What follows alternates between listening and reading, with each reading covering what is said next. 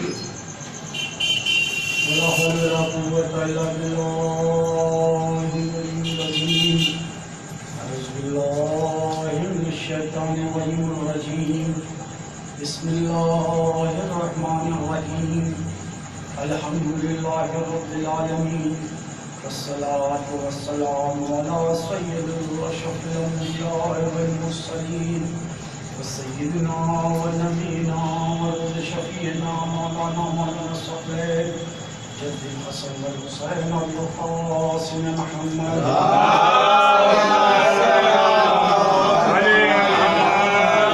الطيبين الطاهرين المعصومين المظلومين، لعنة الله على أجمعين من يومنا هذا إلى قيام يوم الدين. أما بعد، وقد قال الله سبحانه وتعالى في كتابه المبين: وهو أصدق الصادقين وقوله الحق. بسم الله الرحمن الرحيم. يا أيها الذين آمنوا اذكروا الله كونوا مع الصادقين.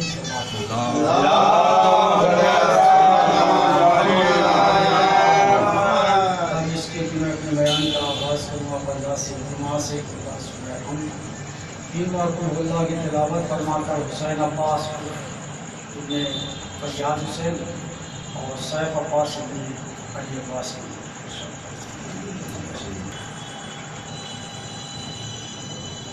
عزیزان محترم، خداوند عظیم اپنی پاک و پاکیزہ کتاب قرآن مجید میں ارشاد فرما رہا ہے: یا ایھا الذین آمنوا، اے ایمان والوں، تقویٰ اختیار کرو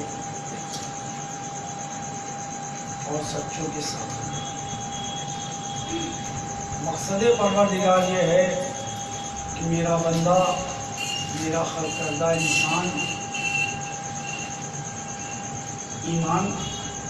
میرا خلق کردہ انسان ایماندار ہو جائے، کر لے اور سچا، یعنی اللہ اپنے بندوں کو کسی بھی طرح کی کوئی پریشانی اور تردد نہیں ہے، کیونکہ وہ مالک کل ہے اور اس کا انسان کی فطرت الگ ہے۔ انسان کو خلق کیا تو انسان کو آزادی دی دی، آپ کے اوپر جو ہے، اسی لیے تو اس نے کہا نا سورہ دہر میں ارشاد فرمایا کہ ہم نے حق کو سامنے لا دیا، حق بتلایا بھی گیا، حق دکھلایا بھی گیا۔ اب یہ آپ کے اوپر منحصر ہے کہ آپ حق کو پہچان کر جنتی ہو جائیں یا حق کا انکار کر کے جہنمی بن جائیں۔ بات یہ ہے، سیدھی سی بات، یعنی حق پر رہے انسان، عادل رہے، ایمان والا رہے، ایمان رہے۔ ایک شخص نے امام زین العابدین علیہ السلام سے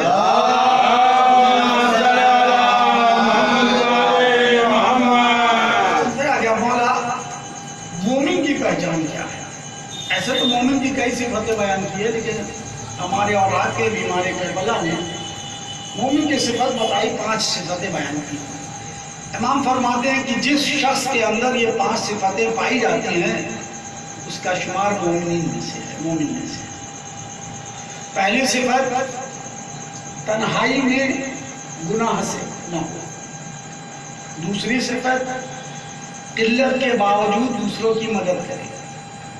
تیسری صفت، جان کا خوف ہو لیکن حق بولے۔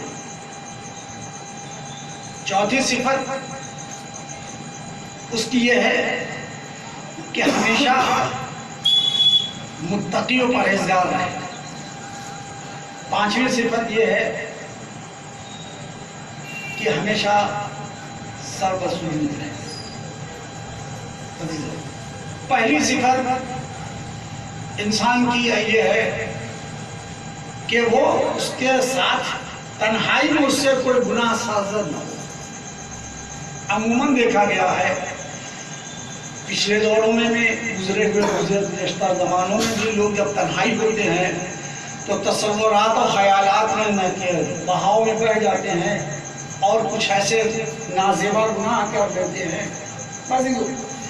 اور آج تو دور ہی ہے اسرائیلیت کی تہذیب پڑھائی جا رہی ہے، امریکن تہذیب پڑھائی جا رہی ہے، اور رشین اور برٹینیا ہے، سب سامنے ہے۔ ایسے ماحول میں جہاں موبائل ساتھ میں ہو تو تنہائی میں گناہ سے بچ جانا یہ بڑی ممکن سی بات ہے، اور خاص کر نوجوانوں کے لیے۔ تو اللہ نے پہلی صفت یہ ہے کہ وہ تنہا ہو تو گناہ سے پرہیز کر جائے، گناہ سے بچ جائے۔ تو آج کے اس دور کے حالات کو اگر دیکھا جائے تو تقریباً 90% ایسے لوگ ہیں جو گناہوں سے صرف جوان ہی نہیں، ضعیف تک ہیں۔ بعض اوقات ضعیفوں کے ترقی پر بات یہ ہے کہ ضعیف بھی اس میں اسی گناہ میں لطف لیتے ہیں۔ یہ پہلی صفت ہے مومن کی پہچان۔ دوسری صفت یہ ہے کہ قلت ہو، قلیل ہو،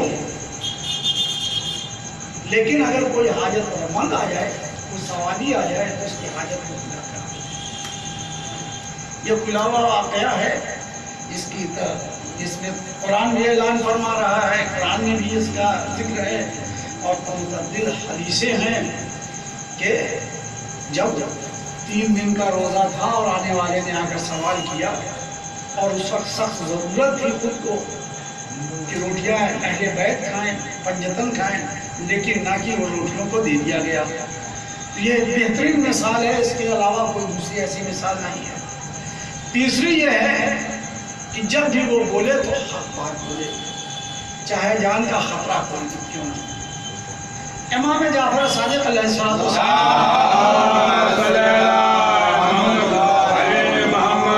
ایک صحابی صفوان صحابی تھے امام جعفر صادق علیہ السلام، اور ان کا کاروبار جو تھا وہ گھوڑے، اونٹ، گدھا، کھچر کرائے پر دیتے تھے، جس کو آج کی زبان میں ٹرانسپورٹیشن کا کام کیا جاتا ہے، ٹرانسپورٹ کر دیتے تھے۔ اس وقت کا ظالم بادشاہ آیا اور اس کو حج کرنا تھا۔ اس نے کہا مجھے حج پر جانا ہے، مجھے اتنے اونٹ چاہیے، مجھے اتنے گھوڑے چاہیے، مجھے اتنے کھچر چاہیے۔ بات سودا طے ہو گیا، اس کے بدلے میں اتنی رقم دوں گا، وہ بات طے ہو گئی، کیونکہ ان کا بزنس یہی تھا۔ لیکن چاہنے والا وہ امام کا، امام کو خبر لگی، امام نے بلایا صفوان یہاں، صفوان پہنچے، نہیں محمد کا کیا بات ہے؟ بولا صفوان کیا تم نے اس ظالم بادشاہ کو اپنے اونٹ، اپنے گھوڑے، اپنے کھچر تم نے دیے ہیں؟ کہنے لگا ہاں مولا، یہ تو ہے، یہ میرا کاروبار ہے مولا، میں نے اسے دیے۔ کہا تم جانتے ہوئے بھی اس کو دے دیے کہ وہ ظالم ہے؟ صفوان فرماتے ہیں کہ مولا وہ تو حج کے لیے جا رہا ہے، کوئی جنگ لڑنے تو جا نہیں رہا ہے۔ امام فرماتے ہیں کہ صفوان تم مجھ سے یہ بتاؤ کہ جب تک وہ حج سے واپس نہیں آئے گا، نہ تو تمہارا اونٹ تمہیں ملے گا، نہ تمہارا گھوڑا تمہیں ملے گا، نہ تمہارا خرچہ تم تک آئے گا، اور نہ تمہیں روپے پیسے اس سے جو رقم ملنا ہے ملے گی۔ کہاں تو اس کے لیے تم اس کی سلامتی کی دعا کرو گے، اس کے لیے تم اس ظالم کی سلامتی کی دعا کرو گے۔ صفوان ظالم کی سلامتی کی دعا کرنا ممنوع ہے۔ پر جیسے ہی یہ سنا، صفوان خاموش ہو اور امام اندر تشریف لے گئے۔ وہاں سے آئے صفوان، آنے کے بعد صفوان نے اپنے سارے گھوڑے کھچر سب جیسے جیسے اٹھا کر فروخت کر دیے۔ جب یہ بادشاہ، ظالم بادشاہ معلوم ہوا، یہ ظالم فوراً بلوایا، جاؤ بلا کے لے آؤ۔ صفوان آئے کہ کیا بات ہے، تم نے کیوں بیچ دیا؟ کہا سرکار ایسا ہے کہ میں ضعیف ہو چکا ہوں، اب مجھے تجارت دیکھی نہیں جاتی، مجھے کچھ رقم کی ضرورت تھی، میں نے انہیں کو بیچ دیا، مجھے رقم کی ضرورت تھی۔ کہا میں جانتا ہوں کہ تم کس کے کہنے پر ہو؟ کہا نہیں یہی ہے۔ کہا نہیں، اور ایسے اور کہا اگر صفوان تم میرے جاننے والے پہچان والے نہ ہوتے تو میں تمہاری گردن مارتا، لیکن انہوں نے کہا کہ میں نے اس کو بیچ دیا، میرے پاس کچھ نہیں ہے، میں تمہاری دنیا میں بھی نہیں ہے، اور اس کو خیرات کرنا ہوں۔ ایک صلوات پڑھیں محمد والا۔ معلوم یہ ہوا کہ انسان موت کے خوف سے، جان کے خوف سے جھوٹ بعض اوقات انہوں نے دیکھا کہ وہ ہے جیسے غیر مسلم کے ہاں وہ باندھا جاتا ہے کلیوہ جس کو کہتے ہیں ہمارے زبان میں. اب لوگوں نے باندھنا شروع کیا ہمارے یہاں. ٹھیک ہے یہ احساس ہے, نظر کے لیے ایک دھاگا کافی ہے. اگر احساس یہ ہے کہ ہمارے ڈرائیور ایک دھاگا آپ کے ہاتھ میں پڑا ہے, یہ پوری مطلب لچھی باندھنے کی کیا ضرورت ہے؟ جیسے ان کی لچھی بچے اتنا کڑھائیوں کو بندھا ہوتا ہے. تو آپ عزیزہ کی مطلب یہ ہے کہ جان کے خوف یا تو دو ہی چیزیں ہوتی ہیں, یا تو ہم ان کے جیسے دکھانا چاہتے ہیں اپنے کو, یا ان کے مذاہب کو اپنے لیا کرنا چاہتے ہیں. بعض اوقات کچھ چیزیں ایسی ہیں جو نجاست میں آ جاتی ہیں تو اس پاک نہیں ہوا کرتی ہے, یہ نہیں ہے. تو عزیزہ نے مطلب حق بات, خوف نہیں ہونا چاہیے جان کا, اور حق بولے. اسی طرح تمام خصوصیات ہیں, جیسے جس سے ملے تو مسکرا کے ملے, کھلے دل سے ملے, دل سے ملے, اور سچا ہو. مومن کی پہچان ہے کہ وہ جھوٹ نہیں بولتا, جھوٹ نہیں بولتا. محترم سچ بولنا اور بات ہے, سچا ہونا اور بات ہے. سچ بولنا اب یہاں سے کوئی جا کے کہہ رہا کہ فلا وجہ وہ بھی تو سچ ہے. سچ دو طرح سے بولا جاتا ہے, ایک زبان سے بولا جاتا ہے, ایک دل سے بولا جاتا ہے. کفار و مشرکین جو تھے سرکار دو عالم کے دربار میں آتے تھے اردو میں, تو یہی کہتے تھے ہاں رسول اللہ, اشہد ان لا الہ الا اللہ محمد رسول اللہ, میں گواہی دیتا ہوں کہ آپ اللہ کے رسول ہیں. تو کیا وہ جھوٹ بول رہے تھے؟ عزیزو وہ جھوٹ بول رہے تھے؟ نہیں, وہ جھوٹ نہیں بولے, وہ سچ کہہ رہے تھے.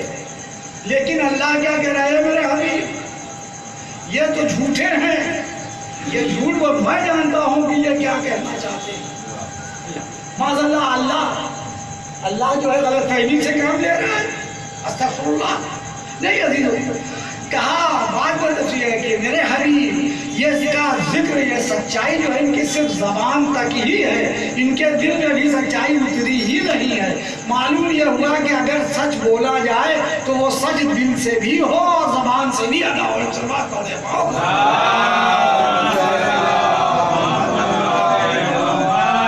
تو یہ مومن کی پہچان ہے.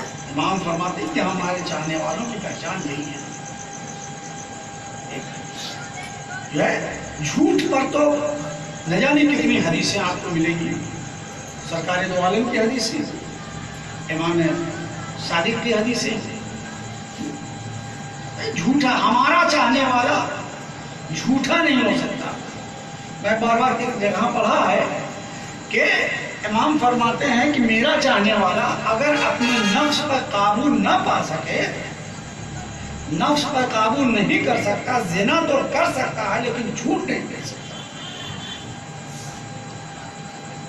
آج ہم سچے نہیں ہیں, ہم اسی امام کے چاہنے والے ہیں, اسی امام کے پیرو ہیں, اسے اپنا امام کہتے ہیں, اور ہم سچ نہیں بولتے. تمام قسم کے چلتے ہیں. اور جب سے اس موبائل کا چلن ہے تو اور بھی نہیں ہو جاتا ہے. گھر میں ہیں, ارے ہم گھر میں نہیں, ہم تو فلاں جانا ہے, فلاں کام سے دیکھتے ہیں. یہ جھوٹ کس کے خوف سے بول رہے ہیں سامنے, بھائی ہم گھر پر ہیں, بولو کیا بات ہے, دو ہم سے نہیں کر سکتا. ایک صحیح کہنے کی بات, سچ بولنے میں کون سی پریشانی ہے؟ آئیے یہ کام مجھ سے نہیں ہو سکتا, ممکن نہیں بھائی, ہم نہیں کر سکتے. عزیزہ نے مطلبات کیے.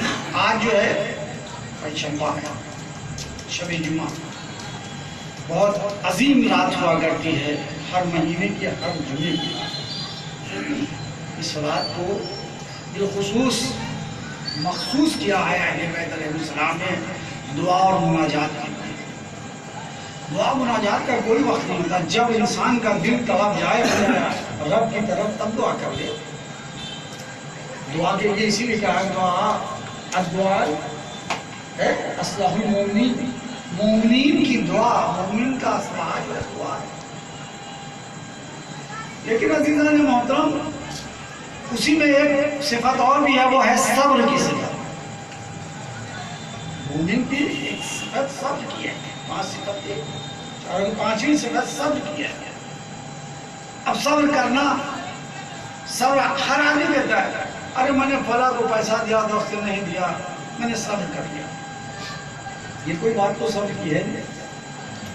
صبر کے معنی یہ ہے کہ جب تک آپ کے اندر طاقت ہے، طاقت رہتے ہوئے، پوری طاقت رہتے ہوئے اگر اس سے نہ لیا جائے اور ہم اپنی طاقت کا مظاہرہ نہ کر کے، یہ نہیں ہے تو کمزور آدمی صبر کر لیتا ہے۔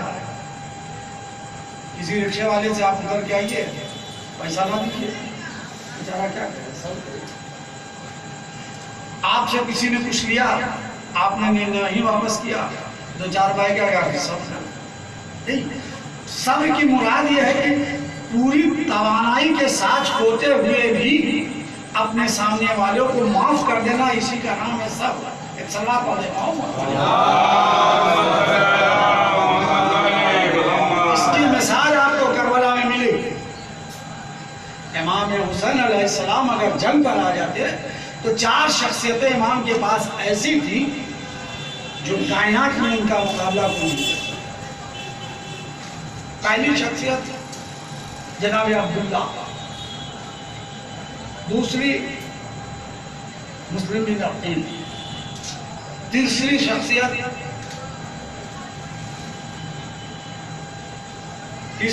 کا نام ہے امام سجاد علیہ السلام، اور چوتھی شخصیت ہے حضرت عباس علیہ السلام۔ یہ 4 شخصیتیں ایسی تھیں امام کے پاس، اور ان 4 شخصیتوں کو امام نے منتشر کیا۔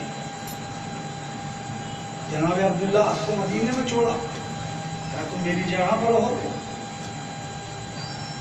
جناب مسلم کو کوفہ بھیجا، مسلم وہاں ہو گئے شہید۔ اب 2 شخصیت امام کے ساتھ ہے، چونکہ امام کے بعد منصب امامت کو بھی سنبھالنا تھا امام کو، اس لیے وہ بھی شخصیت ساتھ تھی۔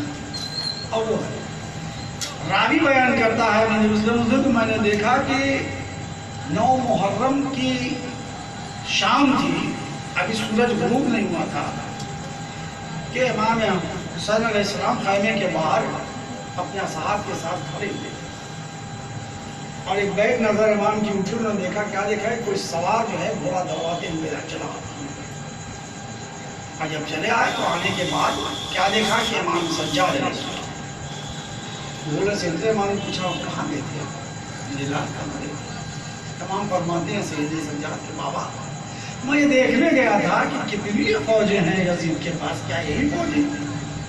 اے بابا بس اجازت دیجئے، ایک طرف سے چچا عباس سنبھال لیں گے، ایک طرف سے میں سنبھال لوں گا، ان سب کو پاٹ کر۔ بس اتنا سننے کے بعد امام نے کہا سید سجاد خیمے میں، اور جیسے ہی آپ خیمے میں گئے ہیں، آپ کو دعا کے لیے پارے رہا، امامت کو بچانا ہے تو اس کا انتظام کر دیں۔ اور راوی کہتا اسی تاریخ سے سید سجاد کو بخار۔ سید سجاد بیمار نہیں تھے، جو انہیں بیمار امام کہتا ہے وہ جھوٹا ہے، کیونکہ امام بیمار اسی وقت تھے جب تک کربلا میں تھے۔ کربلا کے بعد پھر امام کو بیماری کا کوئی عالم ناقل نہیں ہوا، یہ مسلط پروردگار تھا، ورنہ بیمار امام ہم کہتے ہیں بیمار امام، لیکن بیمار امام نہیں، ہمیں بیمار کربلا کہنا چاہیے۔ صرف کربلا کے بھی لیے بیمار تھے، پوری حیات امام توانا تھے۔ توانا نہ ہوتے تو اتنے علم جو کہ دریائے بہائے ہیں ہم تک کیسے پہنچتے؟ اصل مقصد امام زین العابدین کے علم کی دریا ہے۔ یہ آزاداریاں، یہ مجلسیں، یہ مسائل یہ کہاں سے آئے؟ سب امام کے لیے۔ حق جو ہم تک آیا چوتھے امام کے ذریعے آیا۔ تو عزیزان محترم بات یہ کہنا تھا۔ اور چوتھی شخصیت کا نام جناب عباس، جسے حسین مدینے سے روکتے ہوئے ولید کے دربار میں جیسے ہی قبضہ شمشیر پر ہاتھ رکھا، حسین نے ہاتھ رکھا، بھیا یہ کربلا نہیں مدینہ ہے، یہ ہر موقع پر روکا ہے۔ یہی وجہ تھی جب علی کے شیر نے ایک دہاڑ لگائی ہے کہ کس کی مجال ہے جو میرے خیمے کو دریا سے ہٹا دے۔ صاحب امام حسین نہیں گئے ہیں عباس کو منع کرنے کے لیے. عباس کو منع کریں فوراً آئے ہیں ثانیہ زہرا کے پاس. یہ بھائی علی کا شعر ترائی میں بھی پڑ گیا ہے. بہن اس قیامت کو روک لو, بہن اس قیامت کو روک لو. ایک بات جناب زینب نے فضا کہا, فضا یہاں جا کر میرے بھائی عباس سے کہہ دو کہ شہزادی طلب کر رہے ہیں, اگر آنے میں دیر لگا دی تو میں خود خیمے سے باہر آ جاؤں. تو ایک بار یہی سننا تھا کہ تلوار کو نیام میں رکھا, سر کو جھکائے ہوئے آئے, سر کو جھکائے ہوئے کھڑے ہوئے, شہزادی کیا حکم ہے. ایک بار ثانیہ زہرا نے اپنے بھائی کے چہرے کی بنائی, بھیا کیا بات ہے, کس بات پر غصہ ہو گئے ہو, یہ میرے بھیا خیمے کو ہٹا دو. ارے کل یہ روز ہے, کل ایسا نہ ہو کہ دنیا یہ کہے کہ ساقی کوثر کا کیسر پانی کے لیے جل کر بیٹھا. توجہ ہے, یہ طاقت ہے, کلیجہ ہے صبر کا, طاقت پوری ہے, پوری طاقت ہے عباس کے پاس. جناب عباس بھی ہیں, جناب علی اکبر کے, تمام طاقت کے باوجود اللہ اکبر کس دل سے کتنا صبر ہے جناب عباس کے پاس کہ جس ہاتھوں نے تنابیں لگائی تھی خیموں کی, اب اسی ہاتھوں سے تنابوں کو اٹھا رہے ہیں. یہ صبر ہے, یہی وہ صابر ہے جس کا نشانی علم ہے. یہ وہ علم جو کربلا میں سرنگو ہونے کے بعد بلند ہوا تو اب پوری دنیا میں یہ پرچم بلند ہو رہا ہے.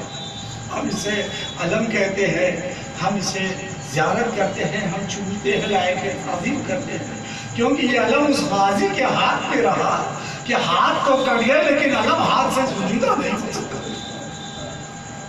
یہ آزاداروں, ابھی اس علم کو آپ کے سامنے شبی برآمد ہے, شبی نکلے گی, آپ زیارت کریں گے, لیکن زیارت کرتے ہوئے تصور ضرور رکھیے گا کہ اس علم سے کہیں نہ کہیں عباس کی بھتیجی سکینہ بھی لپٹی ہوئی ہوگی اور یاد کر رہی ہے, اے چچا ارے پانی تو نہیں لائے, ہم بھی نہ آئے دریا سے, اے چچا ہم بھی دریا سے نہیں آئے, اجرکم اللہ, خدا آپ کو کسی خبر نہ لائے. مجوزہ میں سید الشہداء کے جناب سکینہ کے ہوٹوں پر تو ہی نوا تھا, جب یاد آتی تھی ہائے بابا کے صدا بلند کرتی تھی, اور جب شبتا جو ہے تماچے لگاتا تھا, تازیانے لگاتا تھا, تو ایک بار طلب کرتی, اے چچا عباس ارے مدد کے لیے آئیے.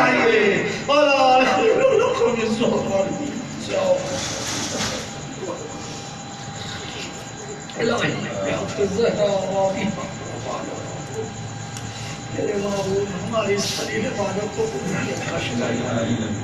ان آنسوؤں کو رومال زہرا میں جگہ عطا فرما. پالنے والے ہمارے عمل و کردار کو ایسا بنا دے جس سے اہل بیت راضی ہو جائے. پروردگار ہم دنیا سے جان بھی خاک میں دامن اہل بیت میں اس سے خاک. اے میرے معبود بھی واسطہ اہل بیت کی عظمتوں کا ہم سب کو اپنی حفظ و امان میں رکھ. الہی محمد و آل محمد کے صدقے میں ہم سب کو روضہ حسین کی زیادہ سے مشرف پالنے والے اپنی آخری حجت امام زمانہ کی حضور میں تعظیم فرما. ہم سب کو ان کے عوام انصار کے غلاموں کی چھوٹی حاصلی کرنے کی توفیق فرما. ربنا تقبل منا انک انت السمیع العلیم.